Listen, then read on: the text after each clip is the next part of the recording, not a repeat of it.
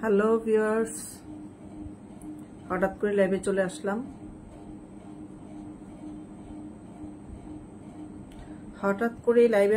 চমকে যাওয়ার মতো একটি ঘটনা সামনে পড়েছে বলে।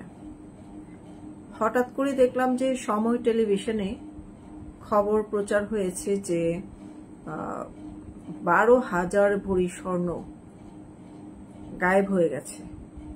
বলা হচ্ছে 4 বছর আগে মতিঝিলের মতো জায়গায়, যেখানে এত সুরক্ষিত একটা জায়গা এবং ঢাকার মধ্যে মতিঝিল সব সিকিউর ফিল করার মতো সমবায় ব্যাংক থেকে এত বড় ইনসিকিউর কিভাবে হলো?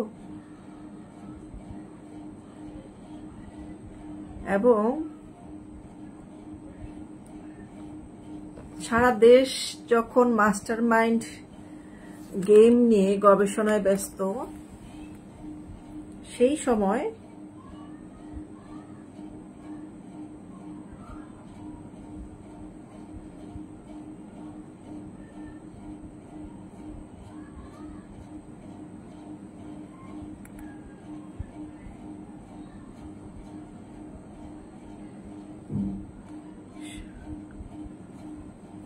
যখন সারা বাংলাদেশ জাতিসংঘের বিষয় নিয়ে ব্যস্ত এবং তারা মাস্টার মাইন্ড কেন উঠে আসলো সেই বিষয় নিয়ে ব্যস্ত, সেই মুহূর্তে আজকে খবর হলো এবং চড়াও হলো যে 12,000 ভরি স্বর্ণ গায়েব। এটা কি খুব সাধারণ ঘটনা? 12,000 ভরি, এখন বর্তমান স্বর্ণের মূল্য 1.5 লক্ষের কাছাকাছি, 1,37,000।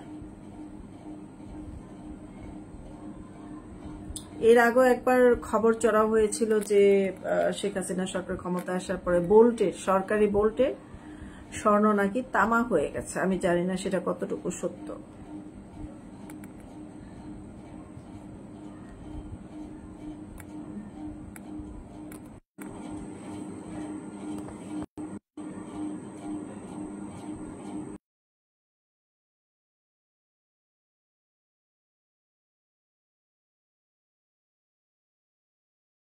এই দেশে যারাই আসে তারাই চেটে পুটে খেতে আসে। ওই তো আরেক খবর দেখলাম, সমন্বয়কের গাড়ি ভাঙচুর, সত্যি কিনা জানি না, ইউটিউবের মধ্যে দেখা গেল। তো আমার সাথে যুক্ত হয়েছেন শেখ ফরিদ ভাই, প্রসেসিং এ আছে, যুক্ত হয়েছেন তো না? না, আমাকে তো দেখা যাচ্ছে না। হ্যালো। ফেসবুকে আপনার সাথে অবিচার করতেছে। আচ্ছা, আমার এটা কেটে দেন, আবার আমি করি। আচ্ছা, কেটে দেন, আবার ঢুকে। রিমুভ কেমনে করে?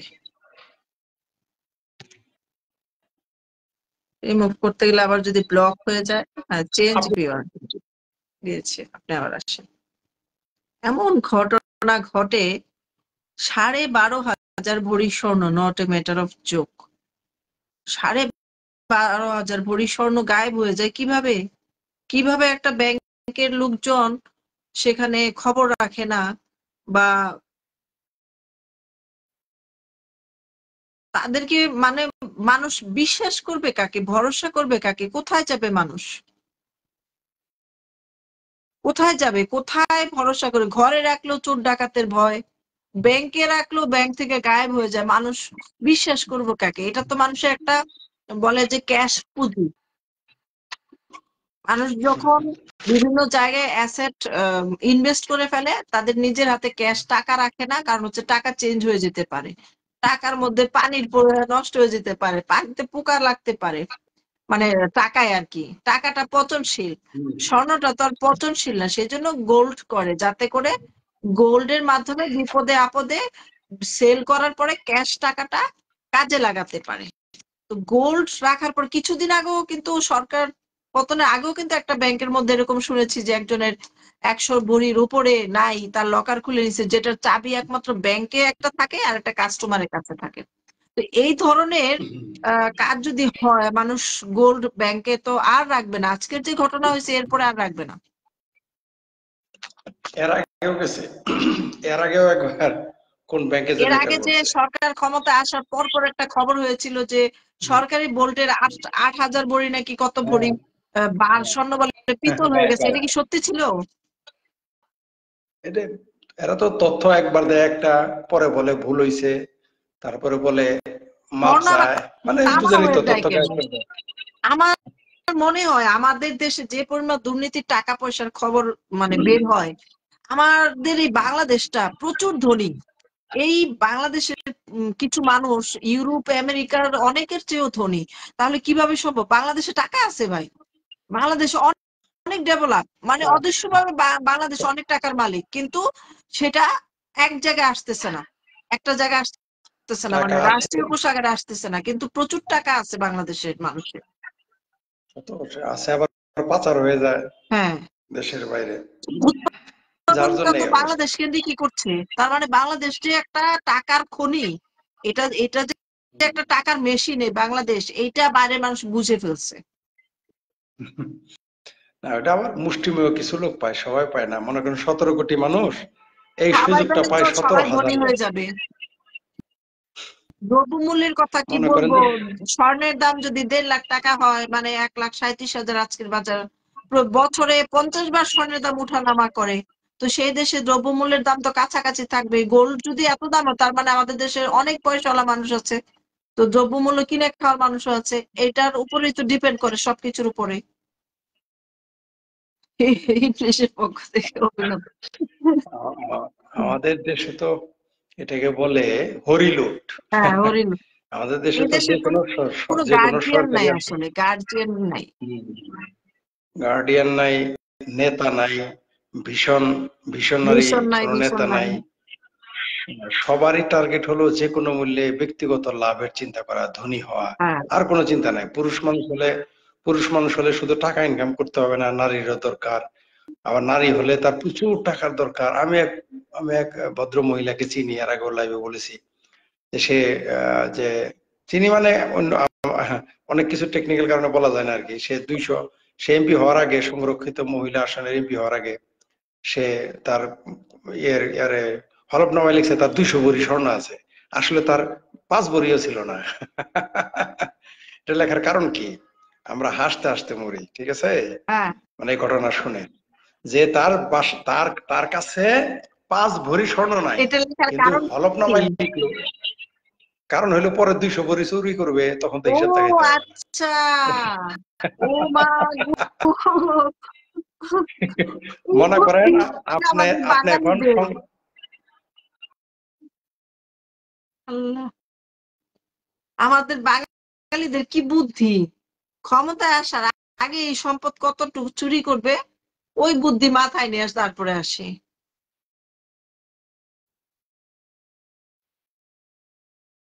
কোথায় গেল, কোথায় গেল? ওনার বোধহয় নেটওয়ার্কের সমস্যা। তো চিন্তা করেন মানুষের মাথায় কি বুদ্ধি! 200 ভরি স্বর্ণ আগেই লিখছে যেন 200 ভরি এসে চুরি করতে পারে, কামাইতে পারে। রাজনীতিটাকে ব্যবসা, মানে পেশাদার হিসেবে রাজনীতিতে আসে মানুষ। আল্লাহু আকবার।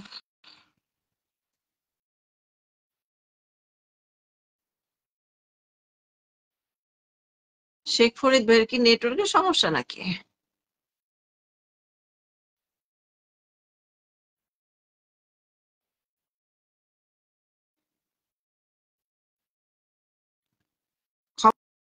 খবরটা কি আপনারা শুনছেন নাকি আমি শোনাবো? দেখাই। বলতেছে 4 বছর আগের ঘটনা। তাহলে 4 বছর আগের ঘটনা উম এখন এখন কেন নিউজ হচ্ছে? 4 বছর আগে কেন নিউজ হলো না? আপনারা এটা বলতে পারেন, 4 বছর আগে কেন?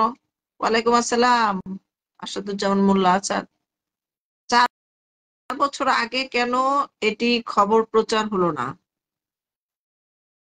খবরটা আমি দেখাই আপনাদেরকে।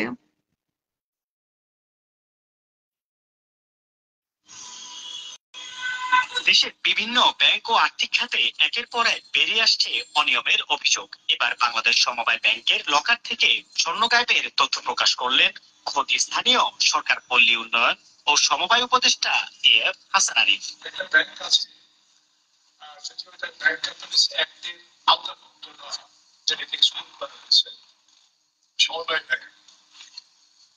সমবায় ব্যাংকের অবস্থা হচ্ছে 12,000 পরীক্ষা একটু ভরি নয়, রীতিমতো ব্যাংকটির লকার থেকে চুরি হয়েছে। যিনি বললেন, শেখ ফরিদ ভাই আসবে যিনি বললেন যে সুফিবাদের উপরে যে আস্তানা ভাঙচুর করা হলো, জঙ্গি গোষ্ঠী কেউ রক্ষা করতে আসলো না। আচ্ছা বলেন তো কিভাবে আসবে?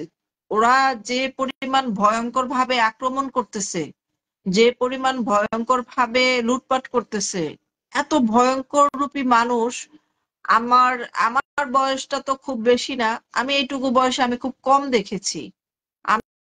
আমি খুব কম দেখেছি। এখন আপনাদের আমার যারা সিনিয়র তারা কতটুকু দেখেছেন সেটা তারা বলতে পারবে। বাংলাদেশের বর্তমান পরিস্থিতি নিয়ে যে ষড়যন্ত্র মাস্টারমাইন্ড ছক এঁকেছে তাকে নিয়ে কিছু মাস্টারমাইন্ড বলার জন্য তো আসছি, কারণ হচ্ছে যে যেখানে বলা হচ্ছে যে এটা মাস্টার মাইন্ড জাতিসংঘে গিয়ে পরিচয় করা দেওয়া হলো, কিন্তু এদিকে বোঝানো হচ্ছে যে এটা জনগণের আন্দোলন, এটা গণ আন্দোলন, গণবিস্ফোরণ। আমরা তো সেভাবেই দেখেছি বিষয়টাকে। তাহলে এখন কেন এটা মাস্টার মাইন্ড হবে কেন? যে কোনো একজনের মাস্টার মাইন্ড, তরুণদের মাস্টার মাইন্ড। মাস্টার মাইন্ড তো কখনো আন্দোলন, গণ আন্দোলন হতে পারে না, গণমানুষের আন্দোলন হতে পারে না। আচ্ছা আচ্ছা আচ্ছা আচ্ছা, ঠিক আছে, আমার সাথে ফলো দিয়ে অ্যাড হয়ে থাকো। তো এই যে 12,000 ভরি স্বর্ণের নিউজটা আপনারা সময় টিভির অনলাইনে গেলে পাবেন, সময় টিভি চ্যানেলে গেলে পাবেন। সেখানে আপনারা খবর সত্যতা পাবেন, মূল মূল কথা। তো শেখ ফরিদ ভাই কোথায়? শেখ ফরিদ ভাই আপনাকে ছাড়া তো লাইভ জমতেছে না।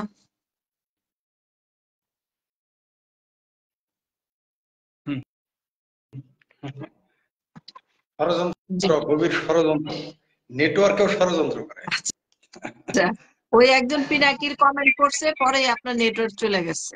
হ্যাঁ, পিনাকির এই নাম অবস্থা। নিলে আপনার নেটওয়ার্ক চলে যায়। হ্যাঁ হ্যাঁ, ওই যে এখনো লিখছে পিনাকিকে নিয়ে কিছু বলেন। পিনাকি কি বলবে? পিনাকি ওনাকে দেখলাম জয় বাংলা স্লোগান দিচ্ছে, এটা তো খুব ভালো খবর। আগে ইনকিলাব বলতো, এখন জয় বাংলা বলেন, দুইটাই তাই বলে। না? মুবাজ্জেম ইনকিলাব বলে, তার ইসলাম এখন মুবাজ্জেম হ্যাঁ ইসলাম এখন আওয়ামী লীগের দল গঠন করতেছে। হ্যাঁ, আওয়ামী লীগ, হ্যাঁ মোবাসিল ভাই হ্যাঁ। ইন্টারেস্টিং।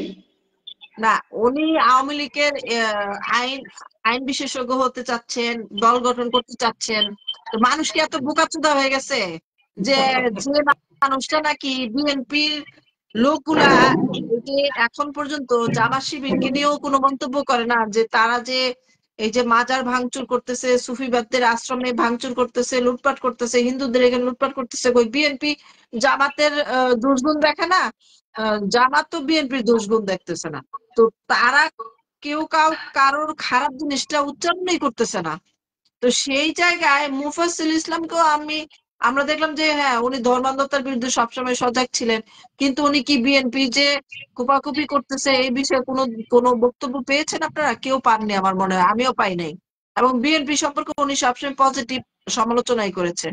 কিন্তু আমরা যেমন আওয়ামী লীগের সমালোচনা করি, ভালোটাও বলি মন্দটাও বলি, কিন্তু উনি কি সেই নিরপেক্ষ আলোচনা করে? আপনারা কি খেয়াল করেছেন? আমি পাই নাই। তিনি যেভাবে শেখ হাসিনাকে গালাগালি করেছেন বা করতে পেরেছেন, সেভাবে কি উনি খালেদা জিয়াকে গালাগালি করতে পেরেছেন?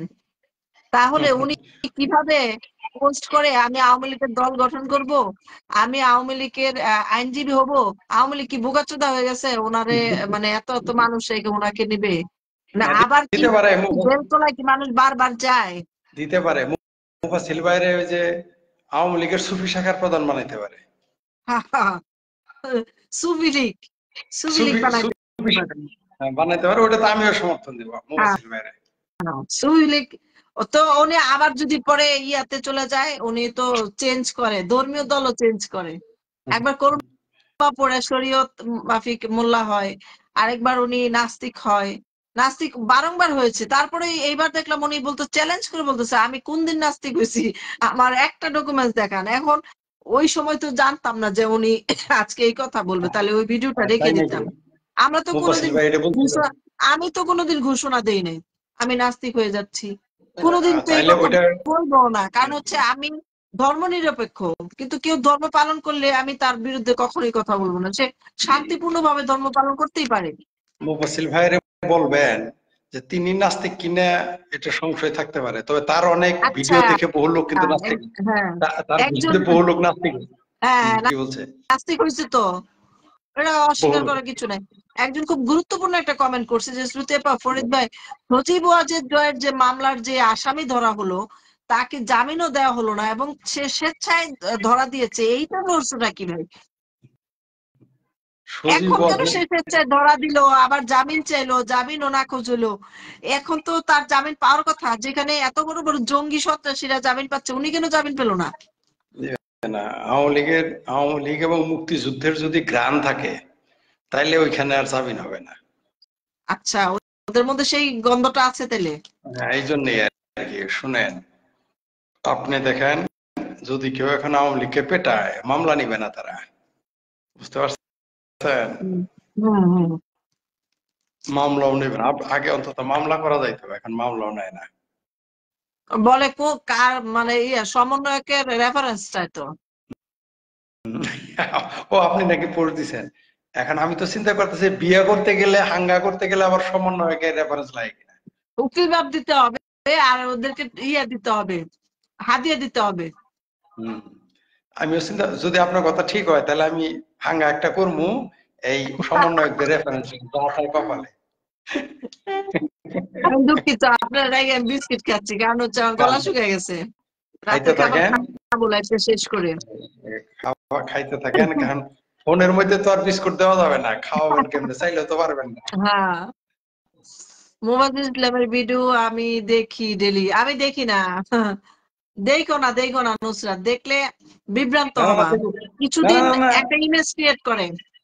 না না না না, কোনটা দেখবে জানেন? সেটা দেখলে নাস্তিক হবো, ওটা দেখবো তাইলেই হবো। হ্যাঁ, মুফাসসিল ওনার ভাই, ভিডিও দেখে ধর্মান্ধতা দূর হবে, কিন্তু রাজনৈতিক পলিটিক্যাল ভিডিও দেখলে মাথা নষ্ট হয়ে যাবে। উনি সবই জেনুইন বলে, সময় সুযোগ বুঝে, প্রত্যেকটা ওনার সত্যি, কিন্তু সত্যির বাইরেও যে ন্যায় আছে, সত্যের উপরে যে ন্যায় আছে, সেটা আমি ওনার কাছে পাই নাই। মুফাসসিল ভাইয়ের ইসলাম ধর্মের যে আলোচনা সমালোচনা, এগুলো খুব ভালো, রিচ। ওগুলো হম, ওগুলো শুনতে হবে। ওগুলো উনি আমাদের চেয়ে অনেক অনেক ওনার বেশি উপরে জানেন। ওনার পিএইচডি করা, হ্যাঁ হ্যাঁ হ্যাঁ, উনি খুব ভালো পারে ডক্টরেট করা এই ব্যাপারে। ওনার। কারণ আমি যখন মুফাসসিল ভাইয়ের ওই সমস্ত লাইভ দেখতাম, হুম, মানে ইউটিউব, আমি বললাম হায় হায়, বাংলাদেশে কোনো মুসলমান এরকম ভাবে বলতে পারে? বাবা রে হুম। বাবা, বুঝতে পারছেন? এটা আমি আশ্চর্য হয়ে গেছি। ওইটা আবার মুফাসসিল ভাইয়ের ওইটা গুণ, অন্যান্য বিষয় হ্যাঁ, আলাদা, এটা মারাত্মক। এই ওগুলো কিন্তু গুণটা ভালো আছে। ওগুলো মুফাসসিল ভাই ওগুলো কিন্তু ডিলিট করে নাই, ওগুলো আছে এখনো। ফরিদ ভাই, আসিফ স্যার কিন্তু কিছু বলেন, 26 লক্ষের কথা প্রশ্ন করছিল আপনার কি জানি সাংবাদিকটার নাম কি, খালিদ মহিউদ্দিন। খালেদ মহিউদ্দিন, বলছে যে আপনি 26 লক্ষ ভারতীয়দেরকে বিদায় করলেন না, আমরা অপেক্ষায় ছিলাম, তা আপনি কাদেরকে চাকরি থেকে মানে দেশ থেকে বের করলেন? পরে বলতেছে আমি তো তখন ওই মন্ত্রণালয়ে ছিলাম না যখন আমি বলছি। না, আরো বলছে, তখন আমি উপদেষ্টা ছিলাম না। হ্যাঁ, উপদেষ্টা ছিলাম না। তাহলে তাইলে তখন উনি কি ছিল? উনি মাস্টার মাইন্ডে ওয়ান পিস ছিল, তাই না? বিষয়টা এরকম হইলো যে, মানে মানে বিষয়টা এরকম হইলো বিয়ে যে, করার বিয়ের সময় আগে আমি পাত্র ছিলাম না, পরে হঠাৎ করে পাত্র হয়ে গেছি। যে মানে বিয়ে, ওই যে অমিতাভ বচ্চনের মতো, বিয়ে করতে গেলে বন্ধু, পরে জামাই হয়ে গেল অমিতাভ বচ্চন, ওনার কপাল খুলে গেছে। ওই যে এরকম আর কি। সিলসিলা হ্যাঁ, এই হলো। ফরিদের আঙ্গার দাও সমন্বয় করলে পাবেন কি কয়, কি বলে? হাঙ্গার দাওয়াত। ও, কিসের দাওয়াত এটা তো কইলো না। হাঙ্গার দাওয়াত। ও, হাঙ্গার দাওয়াত তো আমি দেবো, হাঙ্গা করবো আমি, আমার কেন দাওয়াত দেয়? আপনার দাওয়াত দিব আঙ্গার পরে যে এই বউ নিয়ে আইসেন। ও ও তাহলে ঠিক আছে। দেখেন আমার মতো এরকম চুপ বঙ্গবন্ধুকে নিয়ে ফেসবুক ইউটিউবে অপপ্রচার চালানো হচ্ছে। হবে আপনারা যদি প্রচারণা পজিটিভটা না করেন তাহলে তো অপপ্রচারটা বেশি চলবে। সে যে হারে অপপ্রচার চালাবে তার চেয়ে বেশি হারে প্রচারণা চালাতে হবে, তাই না? আমরা নীরবে বসে থাকি, আমরা তো ন্যায় আছেই আমাদের পক্ষে, আমরা তো সৎ, আমরা তো ভালো, তো এটা মানুষ বুঝবে কি করে? আমাদের লিডার ভালো, আমাদের আদর্শ ভালো, মানুষ কিভাবে বুঝবে? এটা আপনাদের আরো বেশি করে প্রচার করতে হবে। যেমন এই যে আসিফ নজরুল মোহাম্মদ, বিএনপির একটা অনুষ্ঠানে গিয়ে বলছি, আপনাদের টিভি চ্যানেল বন্ধ করে দেয়, আপনারা একটা অনলাইন চ্যানেল খুলেন, আপনারা আপনার প্রচারণা করেন না কেন? এটা আমিও আপনাদেরকে বলবো একই কথা। ওই যে মোহাম্মদ রিক্তার হোসেন ভুঁইয়া লেখছে যে শুয়োরের বাচ্চারা দেশটাকে 2 মাসে শেষ করে দিয়েছে। আসলেই তাই, দেশটা 2 মাসেই দেখেন ডিমের দাম বেড়ে গেছে, মুরগির দাম বেড়ে গেছে, সবজির দাম বেড়ে গেছে, কি কিনতে যাবেন সবকিছুর দাম বেড়ে গেছে। মানে কি খাবে মানুষ, সবকিছুর দাম বেড়ে গেছে। আচ্ছা ভাই, এখন যে একটা দুর্ভিক্ষ চলতেছে, এটা তো কারো কাছে কেউ বলতেও পারতেছে না, কেউ কাউকে ভালো কথা, হেল্পও করতেছে না। ভালো কথা। আপনি ওই যে আমাকে একটি পাঠাইছিলেন, কবি আব্দুল হাই, কবি আব্দুল হাইয়ের একটা হ্যাঁ ভিডিও হ্যাঁ, পাঠাইছিলেন। উনি যে এই বদমাইশ অনেক কিছু হাইড করে অনেক কথা বললো, অনেক কিছু বললোই না। আপনি তো কবি ওনার মানুষ তো, চিনেন কিনা আমি চিনি না। আমি চিনি। উনি হচ্ছেন খালেদা জিয়ার উপদেষ্টাও ছিলেন কিছুদিন, ব্যক্তিগত উপদেষ্টা। উনি হচ্ছেন কবি আব্দুল হাই। উনি কি কবি না নবী? কবি কবি উনি কবি। নবী। আর এই কবি আব্দুল হাই হচ্ছেন জাসদ করা লোক এবং তীব্র ভারত বিরোধী, তীব্র হিন্দু বিদ্বেষী, তীব্র মুজিব বিরোধী, তীব্র আওয়ামী লীগ বিরোধী এই লোক। এবং এর কথায় ও কাজে দেখবেন, ওনাকে দেখবেন যে উনি মানে উনি মুক্তিযুদ্ধ নিয়ে তার একটা প্রবন্ধ পড়ছিলাম, মানে এই কবি আব্দুল হাইয়ের একটা প্রবন্ধ পড়েছিলাম। ওই প্রবন্ধে তিনি বিশাল একটা প্রবন্ধ লিখেছেন, কিন্তু ওই প্রবন্ধে একবারও তিনি শেখ মুজিবের বঙ্গবন্ধুর নাম লেখেন নাই, শেখ মুজিবের নাম লেখেন নাই। তো বাংলাদেশটা কি স্বাধীন হলো, প্রবন্ধ মানে কারে নিয়ে লিখছে? প্রবন্ধ লিখছিল জিয়াকে শাবানারে নিয়ে। নিয়ে? না না না, জিয়াউর রহমানকে নিয়ে লিখছে, মুক্তিযুদ্ধ নিয়ে। নায়িকা শাবানারে নিয়ে লিখছে মনে হয়, না, কারণ শাবানার তাও প্রবন্ধ লিখলে সেলাই মেশিন আর সংসার লিখতে পারবো, এর বাইরে নেতাদের নাম লেখার দরকারও নেই। তো না, উনি লাইমলাইটে আসছেন যখন বিএনপিতে এসে যোগ দিছেন, তারপরে লাইমলাইট। এর আগে সাবানা খায়, তারে তারে সাবানার যে ওই যে অ্যাসিস্ট্যান্ট থাকে না পিছনে নাচে, তারাও চিনতো না, ঠিক আছে? এবং সারাদিন লাল টুপি করে থাকবে, আর সারাদিন মনে করেন যে বদনাম শুধু ভারতের, হিন্দুর, শেখ মুজিব, আওয়ামী লীগ, মুক্তিযুদ্ধের বদনাম সারাদিনই। আর কমিউনিস্টদের গালি দেয় এই লোক, অথচ জাসদ করার লোক। খুবই ভণ্ড এরা, একেবারে এরাই হলো পন্ডিত। উনি গালি দেন? উনি জাসদ করালো, জাসদ। আচ্ছা, ওই ছাত্রলীগ শিবিরের মতো হয়েছে, হ্যাঁ হ্যাঁ হ্যাঁ, রাইট। আসলে তো জামাত ও তো জামাত ইসলামে ইসলাম, আমিরের মতো হয়েছে, বেশি দূরে জামুকে, হ্যাঁ উনিও তো ছাত্রলীগ করতো। সেম। উনি হলো এখন ওই কবি আব্দুল হাই শিকদার, এখন কবি আব্দুল হাই এখন, কবি আব্দুল হাই শিকদার না, কবি আব্দুল হাই এখন এই ক্লিন শেপ জামাতি মৌলবী, আর ওইটা হলো ক্লিন শেপ দাঁড়িয়ালা জামাতি মৌলবী। আপনি খেয়াল করে আবার দেখছেন যতগুলা নব্য শিবির নেতা বের হয়েছে, এরা কত স্মার্ট। হম আবার এই গোফ দাড়ি কিচ্ছু নাই, কিন্তু এরা খুবই স্মার্ট। এটি তোদের পলিসি শুনেন। কয়েকদিন পরে দেখবেন যে কল গার্লদেরকেও শিবিরের সাথী বানাবো। ওদের সব ওদের অপশন থাকবে। ওরা হেন যায় মত করে লাগবেন ওদের যে কাছে সবকিছু জায়েজ, হ্যাঁ ছলনা যায় যায়, কারণ প্রতারণা যা কিছু এবং দেখবেন যে রাজনীতির জন্য জায়েজ। দেখবেন জামাতিদের মাতাল গ্রুপ থাকবে, জামাতিদের হিরোইনসি গ্রুপ থাকবে, জামাতিদের ইয়াবাখুর গ্রুপ থাকবে, এরকম তারা সব গ্রুপই রাখবে। কারণ তারা জানে এগুলো যখন তখন লাগবে। এরা তো বদমাইশ, এরা বহুরূপী, এরা তো আর ইসলাম কায়েম করতে আসে না, এরা আসছে তাদের মওদুদিবাদ কায়েম করতে। মূলত এরা পাকিস্তানের পক্ষে কাজ করে, আর কিছুই না। তারপরে কি আমাদের দর্শকরা কি বলে একটু দেখি। কমেন্ট একটু নাকি দেখেন। দেখি বঙ্গবন্ধুকে কি লিখছে।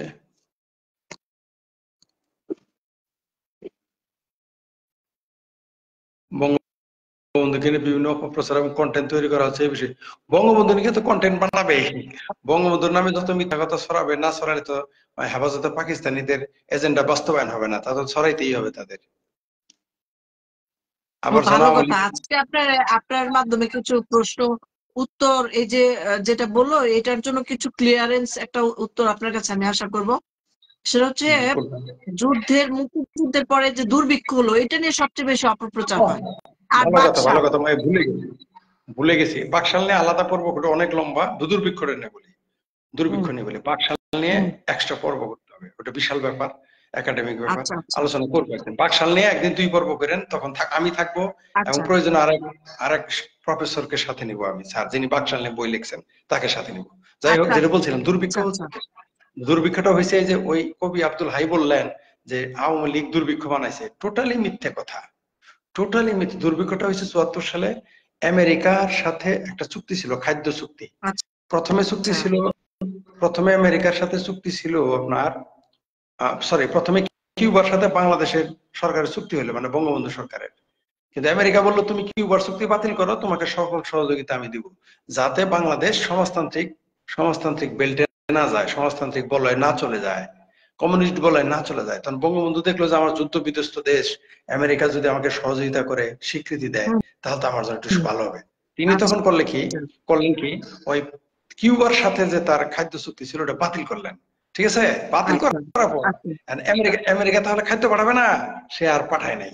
না পাঠানোর কারণে বাংলাদেশের দুর্ভিক্ষ, একদিকে যুদ্ধ বিধ্বস্ত, আরেকদিকে যে খাদ্য চুক্তি বাতিল, বাংলাদেশের দুর্ভিক্ষ হয়ে গেল। বুঝতে পারছেন? এটা হচ্ছে আব্দুল হাই শিকদার এই সত্য কথাটা বললো না, এটা একটা রাজনৈতিক শিশুও জানে, যারা একটু স্টাডি করে তারা জানে। এটা কবি আব্দুল হাইও জানেন, কিন্তু তিনি তা বলেন নাই। বিভ্রান্ত হয়েছে, বিভ্রান্ত করতে হবে। এনে কি লিখছে, আরিফ সাহেব কি আপা নির্লোভ মানুষ মনে হয়? আরিফ কার কথা জিজ্ঞেস করছে? এই যে কে যেন লিখছে, মঈনুদ্দিন সুমন, আরিফ সাহেব কি আপা নির্লোভ মানুষ মনে হয়? এটা কোন আরিফের কথা বললো? ওইটা হচ্ছে দেখেন, ওই যে সলিমুল্লাহ খান জুনিয়র যে আরিফ। ও আরিফ মানে যে আরিফ রহমান, ওই যে বাসদ করতো, বাসদ ছাত্রফ্রন্ট করতো। ঠিক আছে, না ব্যক্তি জীবনে সে সৎ, ঠিক আছে। উনি কিন্তু ইয়ের না, উনি কিন্তু সলিমুল্লাহ খানের না, উনি হলেন আনু মোহাম্মদ। না আমি সলিমুল্লাহ খান জুনিয়র বলছি এই কারণে যে সে সমস্ত বিষয়ে তার অভিজ্ঞতা, দক্ষতা আছে, অভিজ্ঞতা আছে, সমস্ত বিষয়ে মতামত লাগে। মানে সুন্দর বলছেন না, তাই না ফরিদ ভাই? একটা বিষয়ে তার তুমি বুদ্ধিজীবী হও, ঠিক আছে, যেমন তার 71-এর ওই যে গণহত্যা নিয়ে, গণহত্যার সংখ্যা নিয়ে। আমি একটু ইন্টারাপ্ট করবো। এই মুহূর্তে লাইভ হচ্ছে একটা জায়গায়, আক্রমণ হয়েছে এই মুহূর্তে লাইভ, কি এই মুহূর্তে লাইভ হচ্ছে, কোন একটা জায়গায় আক্রমণ হচ্ছে, লুটপাট হচ্ছে। এই যে লাইট আছে না, এই যে লাইট নিয়ে রাতের বেলা এখন হামলা হয়েছে, দেখা যায় অন্ধকার, আর যে কিছু লাইট দেখা যায়, বাড়িঘর ভেঙে ফেলতেছে, একজনের লাইট করতেছে, পুরো এলাকার মধ্যে ঢুকছে। এটা কোন জায়গায় কোনো কিছু বলে না, সুফিবাদের একটা পেজ থেকে লাইট চলতেছে, লাইট তাই না, বলতে পারবো না, লাইট চলতেছে। আচ্ছা, তাহলে এটা কান্না আর্তনাদ, যে বাড়িঘর ভাঙতেছে, আওয়াজ হচ্ছে। নিত্যদিনের কাজ কারবার, নিত্যদিনেই দেখেন ওরা কিভাবে লাইট জ্বালায়, ডাকাতের মতো। এটা কি সুফিবাদ পেজ থেকে করছে না? হ্যাঁ, চিন্তা করে দেখেন, এটা কি মাদারের মধ্যে একেবারে লাইট জ্বালায় একবার আক্রমণ, ভয়াবহ ব্যাপার। এরকম বাংলাদেশটাকে ওদেরকে চেনার উপায় নাই, কিন্তু অনেক পাওয়ারফুল লাইট এটা, ওরা যে লাইট গুলো জ্বালাচ্ছে খুবই পাওয়ারফুল। এটাই তো প্ল্যান, এদের মাস্টার প্ল্যান, এইভাবেই তারা আসবে। কখনো চেনার কোনো উপায় নাই, ওই তো কখনো হেলমেট পরে আসবে, কখনো লাইট জ্বালায় আসবে, যাতে না যেটা বলতেছিলাম হইছে। এটা সাভার থেকে, ওখান থেকে প্রশাসন আসতে দেরি হয় না, প্রশাসনের কোনো উদ্যোগ নাই কেন? প্রশাসন তো যায় না এখন, কান্নাকাটি করে প্রশাসনে ফোন দিলে, প্রশাসন যাবে না। 2000 মানুষ দেখতেছে এখন এখানে। প্রশাসন পুরা সাভারে মিলে 200 জন পুলিশ আছে নাকি? প্রশাসন তো এখন নাই, প্রশাসন আপনি কোথায় পাবেন? এখানে ভিডিওতে যে লাইট গুলো হাতে দেখলাম, বা যে জনবল মনে হলো, এখানে 1000-এর উপরে লোকজন গিয়ে অ্যাটাক করছে, 1000-এর উপরে। ওই এটা কি কোনো হাজারের মাজার, উপরে মানুষ পুলিশ গিয়া ট্যাকেল দিবে কিভাবে? এটা কি কোনো মাজার ভাঙতেছে, কোনো মাজার? সম্ভবত সুফিবাদের পেজ থেকে ওর ঘরের ভিতর থেকে ভিডিওটা পেজটা করা, ওর মাজারের উপরে আক্রমণটা সম্ভবত। ঠিকই বলছেন, আচ্ছা প্যানিক ঠিক আছে, বটনের কথা বললে আপনারা ওই যে আপনাদের আলোচনা করেন। আরিফ রহমান কেন যেটা বললেন, উনি ব্যক্তি জীবনে উনি সৎ, আমার যা মনে হয়েছে আর কি, বা আমি যতদূর তার সম্পর্কে জানি মানে ব্যক্তি জীবনে তার বিএনপি সাথে তারেক অনেক কিছু। রহমান। না না না না না আরিফ না না না, আরিফ আরিফ আরিফ আরিফ রহমান। আরিফ ওই যে ও আরিফ আরিফ রহমান, আরিফ। বাসদের ছাত্র নেতা আচ্ছা ছিল। আচ্ছা। তো উনি পড়ানো প্রচুর, কিন্তু উনি ওই যে চিঙ্কু বাম দ্বারা ঘেরাও করা, আমি তো তার ওইখানে কমেন্টস করছিলাম যে আপনি আর আগায়েন না, আপনি যথেষ্ট আগাইছেন, কিছু কিছু ব্যাপারে চিঙ্কু বামদের এত কাছাকাছি যাওয়া যায়। চিঙ্কু বামেরা এরকমই, এরা সব বিষয়ে এরা কিছু মানে সব বিষয়ে এরা তালগোল পাকায় ফেলবে, মানে না মূলত তারা এটা একদিকে যাবে। একদম ঠিক আছে। হ্যাঁ, যেমন তার ৭১-এ গণহত্যার সংখ্যা নিয়ে যে গবেষণা যেটা করছে সে, তার দুর্দান্ত একটা হুম হুম গবেষণা। হুম। হ্যাঁ, দুর্দান্ত নিঃসন্দেহে একটা তার গবেষণা। গবেষণা হ্যাঁ, মারাত্মক। তার দুর্দান্ত একটা। বঙ্গবন্ধু সরি, তার মুক্তিযুদ্ধ নিয়ে যে গবেষণা আছে, আমি মনে করি এটার জন্যই তিনি বেঁচে থাকবেন, মানে মানুষ তাকে হ্যাঁ, মনে রাখবে একদিন। আমি এটা নিশ্চিত, আমি এখন নিশ্চিত। এখন এর মধ্যে সে মানে এখন ইদানিং তো সে মানে মানে ইসলামের মধ্যে কোথায় মানে সরি টু সে যে মানে আহ, প্রত্যেকটা ধর্মেই ভালো দিক আছে ডেফিনেটলি। হ্যাঁ, কিন্তু প্রতিটা কথায় ইসলামের রেফারেন্স নিয়ে আসা, এটা হচ্ছে এটার কারণ, মানে আমি সে এটা এটার কারণ হচ্ছে এটা হলো ফরাদ মাজারের সিলসিলা, এটা হ্যাঁ হচ্ছে সে ফরদ হ্যাঁ মাজারের সিলসিলা, এটা একটা কারণ। আর সিংকুবামেরা এগুলো করবে, যারা সিংকুবাম এরা দেখবেন হ্যাঁ ওখানে নিয়ে আসবে, হ্যাঁ। এই কথাগুলো নিয়েই আসবে এখন তবে। আজকে দেখলাম যে সে আবার একটা মানে বইয়ের লিস্ট দিচ্ছে যে বইগুলি পড়তে হবে, তার মধ্যে ১ নাম্বার হচ্ছে ১ নাম্বার, ২ নাম্বার, ৩ নাম্বার হচ্ছে ফরহাদ মাজারের বই। না, ফরদ মাজারের কিছু বই আছে ভালো আগের, কারণ আমার প্রথম জীবনে আরিফ রহমানের, তো আরিফ রহমান আমার ছোট হবে বয়স অনেক, প্রথম অনেক ছোট জীবনে তো ছোট আমার প্রায় একদম বাচ্চা ছিল। হ্যাঁ, ফরদ মাজার তো আমারও এক সময় আইডল ছিলেন। এক সময় ফরদ মাজার তো আমার যারা আইডল ছিলেন ডক্টর আহমেদ শরীফ, হুমায়ুন আজাদ, আহমদ ছফা, এই ফরদ মাজার, এরা আমার আইডল ছিলেন তো এক সময়। এখন তো তারা ফরদ মাজার তার ফরদ মাজার এবং আহমদ ছফা তারা ইউটার্ন নিয়ে নিছে, সেটা আলাদা বিষয়।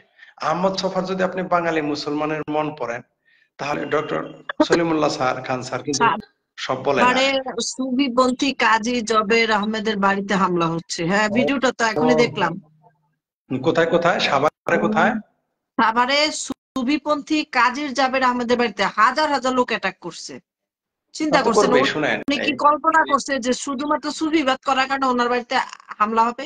তাহলে তো উনি পালাই কোন যেত মতবাদ, জীবন বাঁচানোর জন্য। কোন তো কি মানে এই মুহূর্তে ওদেরকে বাঁচাবে কিভাবে বলেন তো? আমরা লাইভ কোন দেখতেছি কিন্তু কিছু করতে পারতেছি না।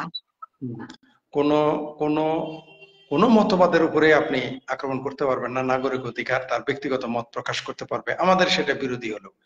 কিন্তু এখানে যারা হামলা করতেছে তারা তো আসলে সালাফি, জঙ্গিবাদী, এরা আহলে হাদিস, এরা ওহাবি, এরা তালেবান পন্থী, এরা তো এগুলো উড়াবে, এটাই স্বাভাবিক।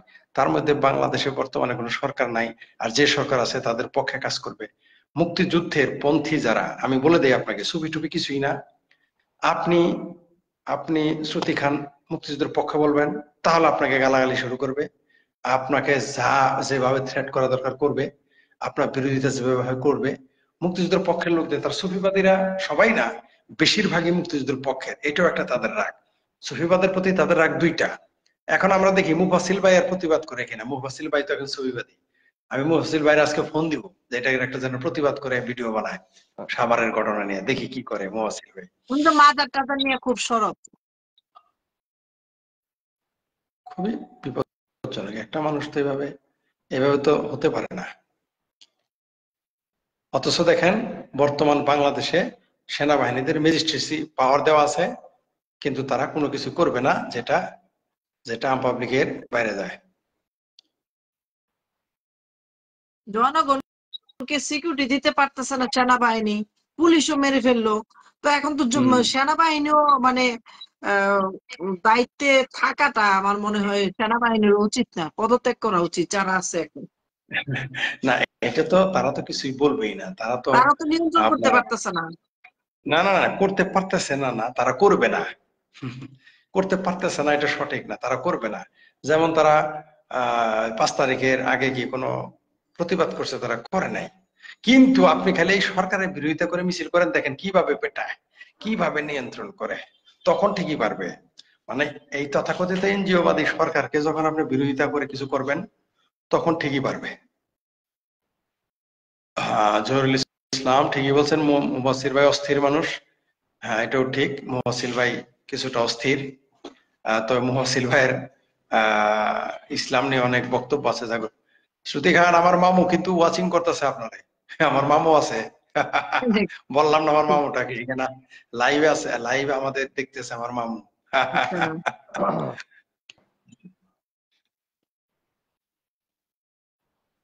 সেনাবাহিনীর একজন লেফটেন্যান্টকে মেরে ফেললো, তাই নাকি? কবে মেরে ফেলছে? ও, এটা এর আগের ঘটনা।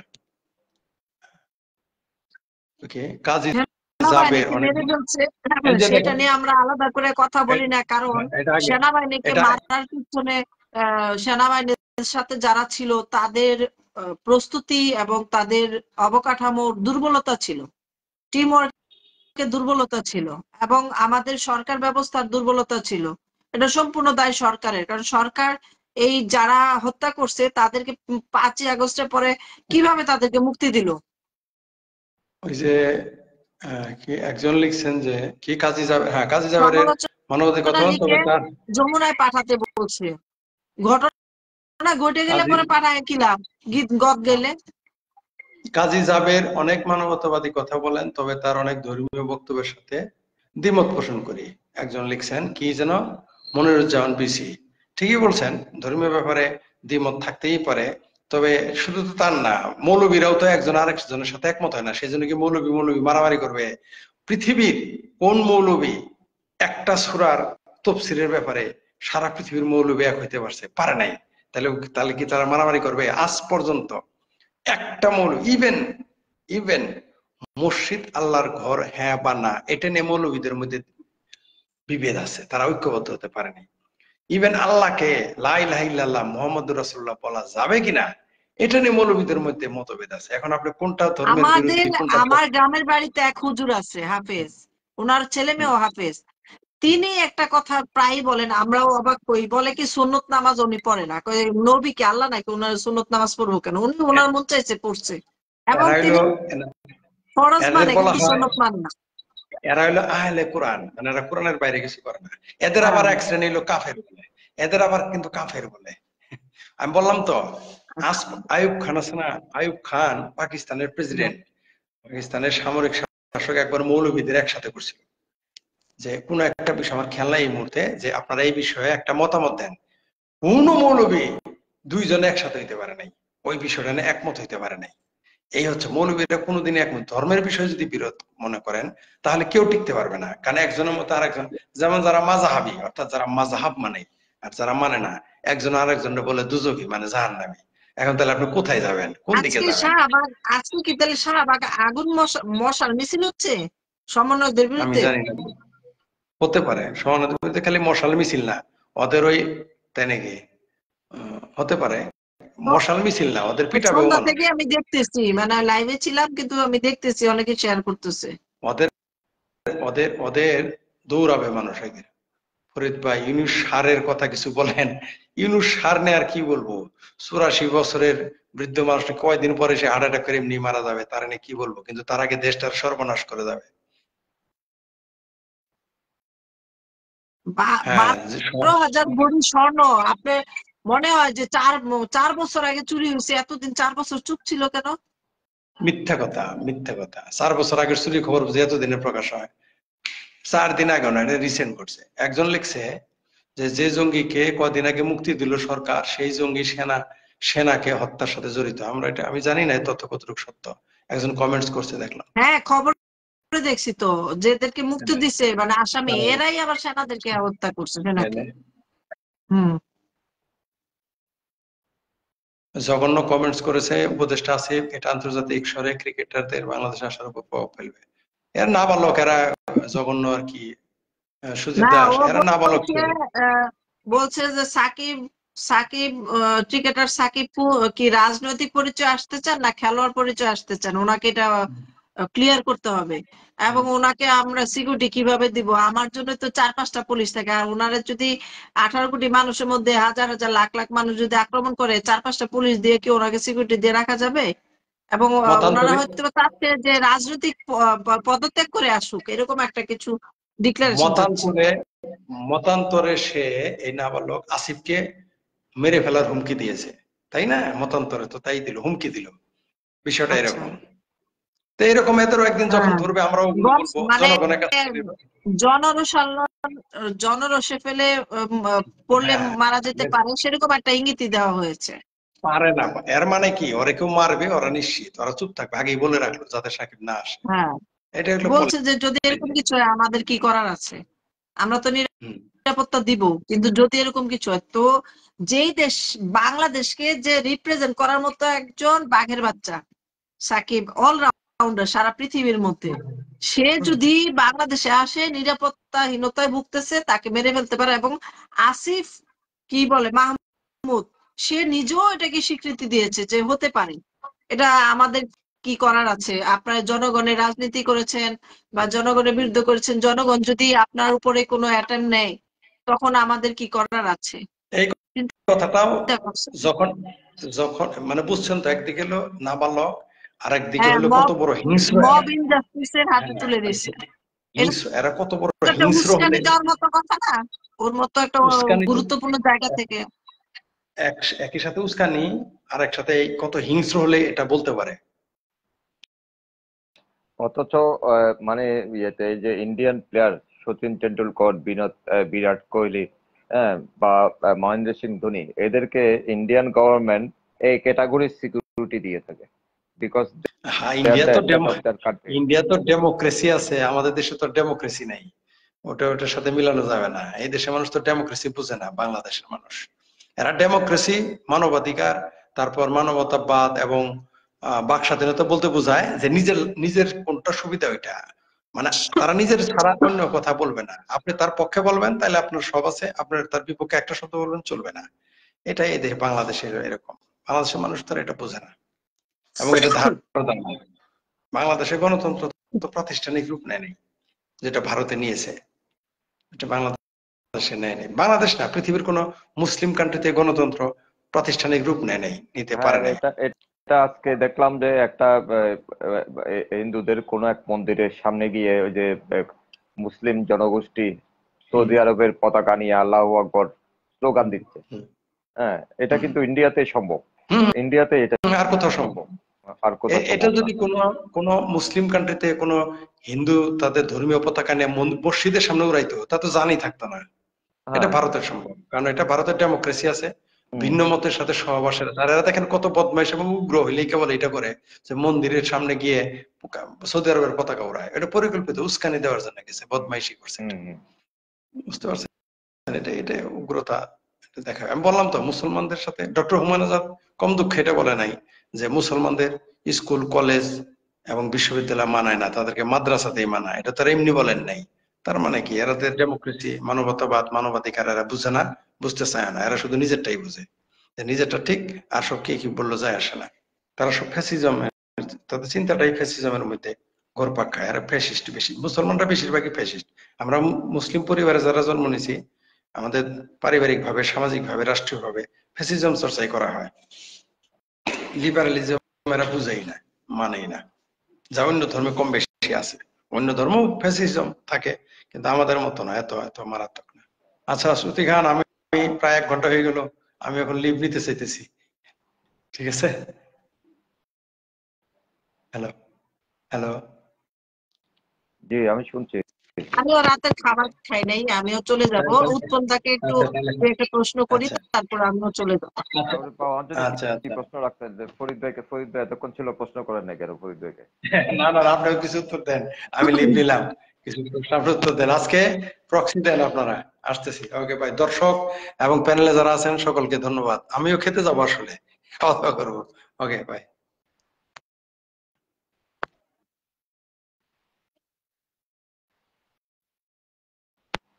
2 ঘন্টা ধরে লাইট চলতেছে সাভারে, হামলা, এবং ওইখানে অনেক নারীরা আছে, নারীদেরকে গণধর্ষণ করতে পারে। এই অনলাইনের যুগে যেখানে লাইভ করে এক সাথে সাথে মানুষের কাছে পৌঁছে দেওয়া যায়, সেখানে সাথে সাথে একটা মানুষের হেল্প পাওয়া যায় না। না, হেল্প এগুলি গভর্নমেন্ট ইচ্ছা করে করছে না। ঠান্ডা হয়ে যাওয়ার পর দেখবেন যে ওখানে পুলিশ আর্মি সবাই যাবে, যখন সমস্ত শেষ হয়ে যাবে। ভয়ঙ্কর পরিস্থিতি বলেন তো, যারা এগুলা ফিল করছে তাদের কাছে এটা কত ভয়ঙ্কর পরিস্থিতি।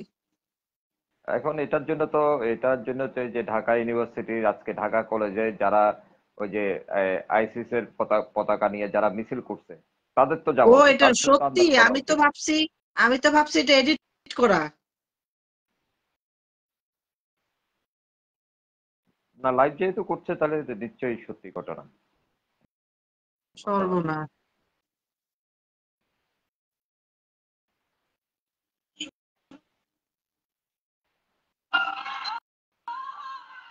কি আর্তনাদ, মানুষের কান্না, না জানি কতগুলা মানুষ ওইখানে মেরে ফেলতেছে।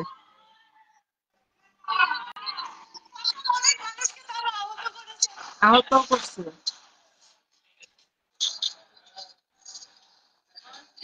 এগুলি আগামীকাল ফেসবুকে পাবেন যে এটা ঘটনা মিথ্যা, ওইটা তাদের নিজেদের লাশও নিজেদের খুঁজে মধ্যে মারামারি পাওয়া হয়েছে। যাবে না ভাই, লাশও খুঁজে পাওয়া যাবে না ওইখানে যা হচ্ছে। সবাই আল্লাহকে ডাকতেছে। এবার আল্লাহকে মানুষ যেভাবে ডাকছে, সারা জীবনও মনে হয় এইভাবে ডাকে নাই। কিন্তু আল্লাহ কোথা থেকে এসে সাহায্য করবে?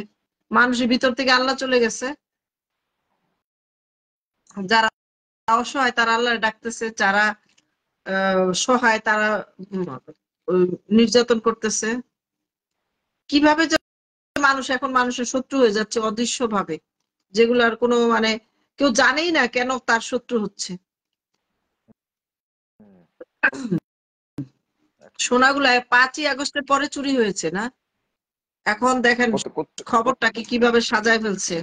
কোত্থেকে স্বর্ণ চুরি হয়েছে এটা আমি জানি না ঠিক। সমবায় মতিঝিলের সমবায় একটি ব্যাংক আছে, হ্যাঁ, ব্যাংক, আর হচ্ছে আপনার এটাকে কি বলে, লকার লকার, যেখানে স্বর্ণ সবাই স্বর্ণই রাখা হতো। সেখানে হয়তোবা এই যে বিভিন্ন ব্যাংক আছে, সব হ্যাঁ, ব্যাংকের স্বর্ণগুলা ওখানে বোধহয় রাখা হতো। লকারে রাখতো, মানে পার্সোনাল সব হ্যাঁ, অনেকে রাখতো, পার্সোনালি অনেকে গোল্ড রাখে তো ব্যাংকে, লকারে তো রাখে। তাদেরকে দিয়ে আবার সাক্ষী দেওয়া হচ্ছে যে এটা 4 বছর আগের ঘটনা। তো 4 বছর ধরে কি পাবলিক চুপ হয়ে রয়েছে? 4 বছর আগে একটা ব্যাংক থেকে স্বর্ণ চুরি হয়েছে, মানে এটা তো তাও সাড়ে বারো মানে হাজার বিশাল। ভরি। কেজি হিসাব করলো তো কত কেজি হবে?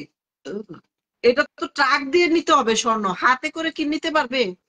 একটা গাড়ি লাগবে বুঝাই করা। হুম, হুম। তো এত স্বর্ণগুলা এইভাবে নিয়ে গেল, কেউ দেখলো না?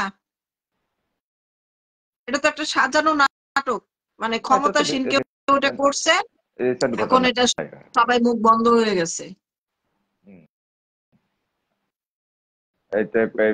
মানে 4 বছর আগে ব্যাংক থেকে 1,000 কোটি টাকা, 2,000 কোটি টাকা বা এই ধরনের টাকা যদি পাচার হইতো বা কাউকে যদি অবৈধভাবে স্পেশাল ফেভার করে দেওয়া হইতো, হ্যাঁ, লোন দেওয়া হইতো, ওই সমস্ত ছোটখাটো ইস্যু পর্যন্ত পত্র পত্রিকায় চলে আসতো। আর 12,500 ভরি স্বর্ণ 4 বছর আগে চুরি হয়েছে, এটা পত্রিকা আসে না, এটা একটা অবাস্তব একটা গল্প।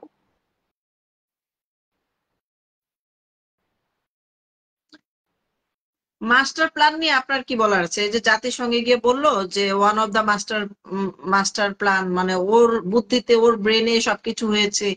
তো একটা মানুষ মাস্টার প্ল্যান করলো, বুদ্ধিতে সবকিছু করলো, এই দেশটাকে জঘন্য একটা পর্যায়ে নিয়ে গেল। তো এটা গণ আন্দোলন কিভাবে বলে? এটা তো এখন এটা এটা সবার সাথে। এটা তো এটা তো দায়িত্ব নিতে হবে তাদেরকে, দায়িত্ব। এটা তো আমরা যদি সত্যিকার অর্থে ডেমোক্রেটিক একটা মাইন্ডের মানুষ হই, হ্যাঁ, যে যে সচেতন যে কোনো মানুষের এটা তো প্রশ্ন তোলা উচিত। যেমন আজকে আপনি ওই যে ইলিয়াস কাঞ্চন অভিনেতা, ওনার একটা রিল শেয়ার হয়েছে, এটা দেখছেন কিনা আমি জানি না। উনি তো ওখানে জানতে চেয়েছেন যে মাস্টার মাইন্ড বলা হচ্ছে ওনাকে, তার মানে মাস্টার মাইন্ড বলা হচ্ছে, তাহলে এই যে এতগুলি লোক মারা গেল, এতগুলি ছাত্র মারা গেল, তাহলে ওগুলিরও মাস্টার মাইন্ড উনি। এটারও তো দায়িত্ব ওনাকে নিতে হবে। তাইলে শুধুমাত্র হ্যাঁ, একটা সরকারকে ফেলে দিছে, এটার দায়িত্ব এটার দায়িত্ব নিতে হবে না। যতগুলি যারা যারা মারা গেছে হ্যাঁ, যারা যারা আহত হয়েছে সবার দায়িত্ব ওনাকে নিতে হবে, কারণ এগুলি তো পরিকল্পনা মাস্টার প্ল্যানের অংশ হিসাবে এগুলি করা হয়েছে। ইলিয়াস কাঞ্চন সাহেবের বক্তব্যটা আমার খুবই ভালো লাগছে। আমি বোধহয় আপনাকে দিছি, আমি লিঙ্ক দেখেছি। দিছি আপনার ফেসবুকে দিছি লিঙ্কটা। হ্যাঁ, আমি দেখেছি এটা। দেখেছি। আবার আপনি দেখছেন আজকে আরেকটা পোস্ট দেখছেন, ওই যে সাম লামিয়া কি একটা মেয়ে যে হচ্ছে গণভবন হ্যাঁ, থেকে সেটাও আমি দেখেছি।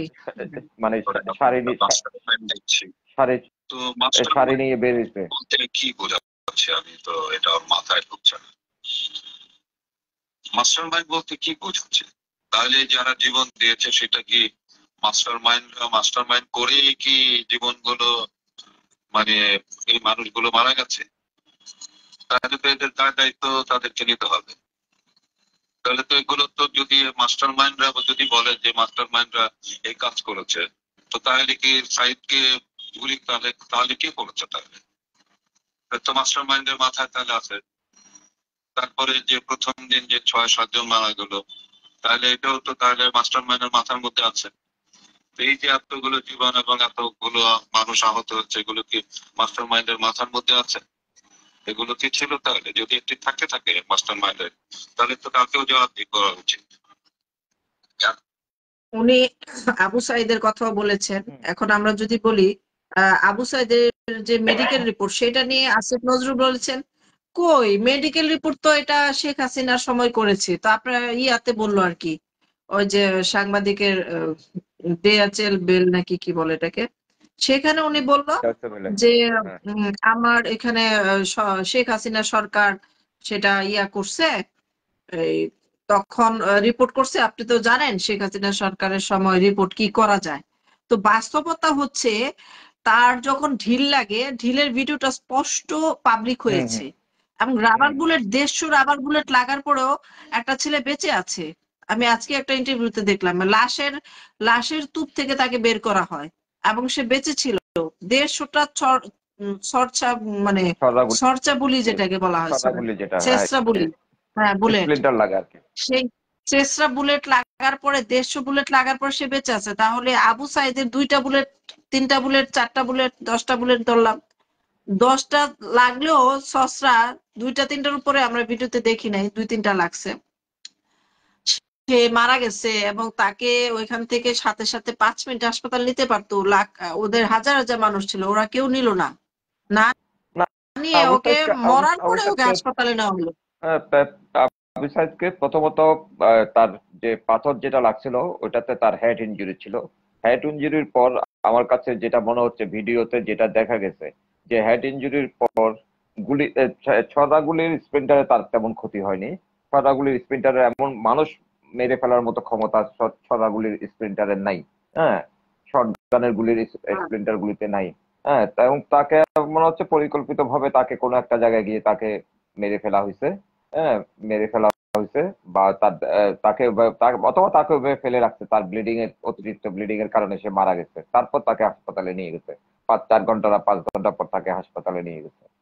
ওরা ওরা হয়তোবা তাহলে বুঝতেই পারে নাই যে মাথায় আঘাত লাগছে, সে মারা যেতে পারে। বুঝতে পারবো না কেন?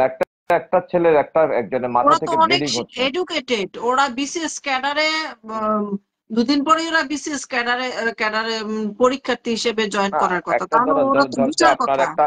আপনার একটা আঙ্গুল কাটলো, এটা প্রথমে আপনি দেখেন যে কতটুকু ব্লিডিং হচ্ছে। একটা ব্লিডিং 2-3 মিনিটের মধ্যে, 1 মিনিটের মধ্যে বা 2 মিনিটের মধ্যে বন্ধ হয়ে গেলে তখন এটা আপনি ইগনোর করেন। কিন্তু ও যখন একটা ভিডিওতে বলতেছে যে I M A Abu Saeed, হ্যাঁ, ওর ভার্সিটির নাম বলতেছে আবু সাইদ, বিসিএস ক্যাডার কত সালে সে বিসিএস দিবে সেটাও বলতেছে, তখনও দেখা যাচ্ছে তার মাথার পিছন থেকে ব্লিডিং হচ্ছে।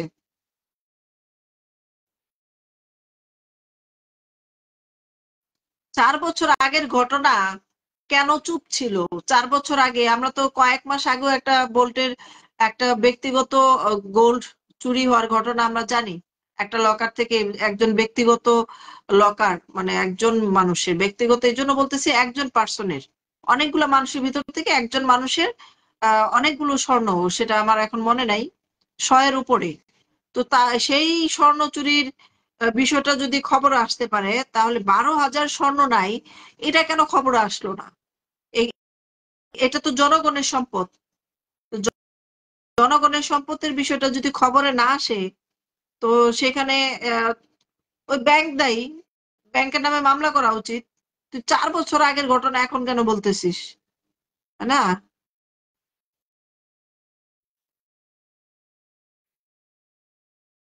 ব্রেনে তো সমস্যা ছিলই, না হলে কি কেউ সুইসাইড করতে যায়?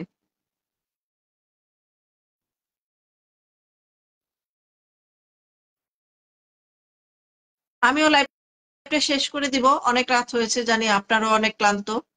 তো লাইভে আরো অনেক কথা বলার ছিল, আবার আবার লাইভ হবে, আবার আলোচনা হবে। আমার জন্য সবাই দোয়া করবেন যেন সত্য প্রকাশ করতে পারি এবং আমি হেফাজতে থাকতে পারি।